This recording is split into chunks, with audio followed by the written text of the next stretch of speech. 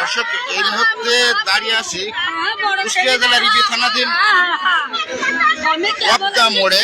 কিছুক্ষণ আগে আলমডাঙ্গা থেকে কুষ্টিয়া অভিমুখে একটি ট্রাম ট্রাক পিছন থেকে ধাক্কা দিয়ে মাহাবুল নামের একজনকে পিষ্ট করে নিহত করেছেন।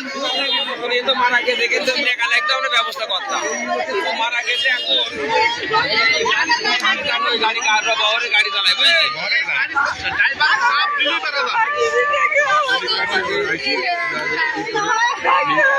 আমি এখানে ফোন দিয়েছি, আসছে। এই 10 টাকা গাড়ি বুঝলেন ভাই, এই 10 টাকা গাড়ির কঠোর ব্যবস্থা করতে হবে। আগুন ধরা মানে গাড়ি দিতে হবে।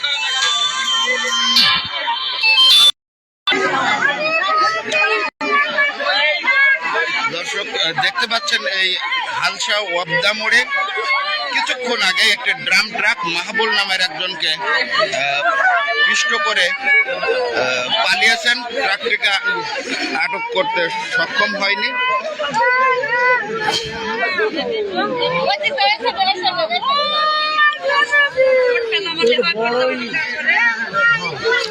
নিহত মাহবুলের পরিচয় পাওয়া গেছে খেজুরতলা গ্রামের, ইবি থানাধীন খেজুরতলা গ্রামের।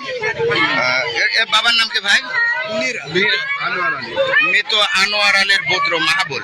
মাহবুল না?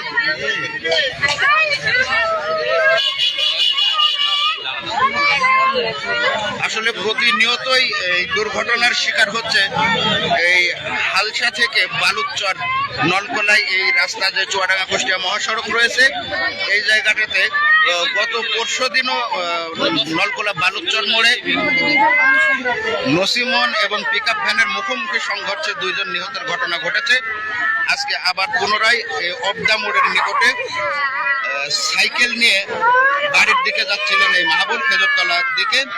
পিছন থেকে ড্রাম ট্রাক তাকে চাপা দিয়ে পালিয়ে চলে গেছে। নিহত হয়েছে মাহবুল।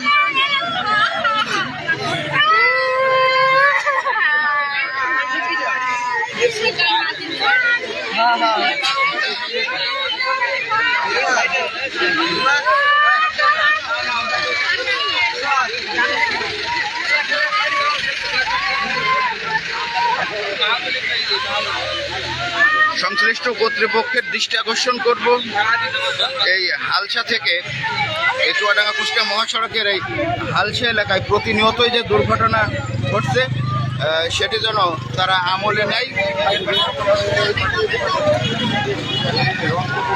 আসলে